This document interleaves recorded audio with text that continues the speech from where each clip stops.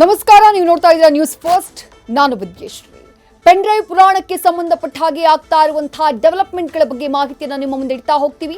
ಅದಕ್ಕೂ ಮೊದಲು ಈ ಕ್ಷಣದ ಹೆಡ್ಲೈನ್ಸ್. ಮಹಿಳೆ ಕಿಡ್ನಾಪ್ ಕೇಸ್ನಲ್ಲಿ ಮತ್ತೆ 4 ಬಂಧನ. ಮೈಸೂರಿನ ಗೌಪ್ಯ ಸ್ಥಳದಲ್ಲಿ ಆರೋಪಿಗಳ ವಿಚಾರಣೆ ನಡೆಸಿದ ಎಸ್ಐಟಿ ಸಂಜೆ 4 ಗಂಟೆಗೆ ಜಡ್ಜ್ ಮುಂದೆ ಹಾಜರುಪಡಿಸಿ ವಶಕ್ಕೆ ಪಡೆಯೋಕೆ ಸಿದ್ಧತೆ.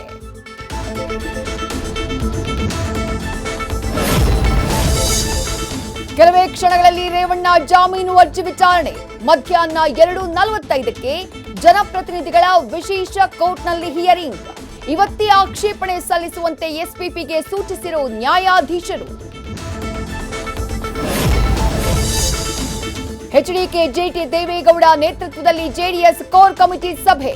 ಪ್ರಜ್ವಲ್ ರೇವಣ್ಣ ಸೇರಿ ಹಲವು ಮಹತ್ವದ ವಿಚಾರಗಳ ಬಗ್ಗೆ ಚರ್ಚೆ. ಬಿಜೆಪಿ ಜೊತೆಗೆ ಮೈತ್ರಿ ಮುಂದುವರಿಯಬೇಕಾ ಎಂಬ ಬಗ್ಗೆ ಸಮಾಲೋಚನೆ. ವಕೀಲ ದೇವರಾಜೇಗೌಡ ವಿರುದ್ಧ ಬಾರ್ ಕೌನ್ಸಿಲ್ಗೆ ದೂರು. ಕಾಂಗ್ರೆಸ್ನ ಕಾನೂನು ಘಟಕದಿಂದ ದೂರು. ಶಿಸ್ತು ಕ್ರಮ ಜರುಗಿಸುವಂತೆ ಕೆಪಿಸಿಸಿ ಲೀಗಲ್ ಸೆಲ್ ಮುಖ್ಯಸ್ಥ ವಕೀಲ ಸೂರ್ಯ ಮುಕುಂದರಾಜ್ ಆಗ್ರಹ.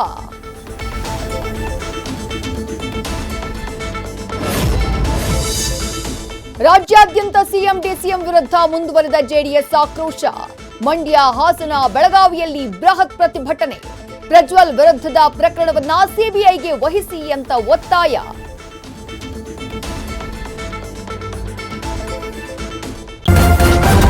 ನ್ಯೂಸ್ ಫಸ್ಟ್, ನಿರ್ಭೀತಿಯಿಂದ ನಿಮ್ಮ ಪರವಾಗಿ.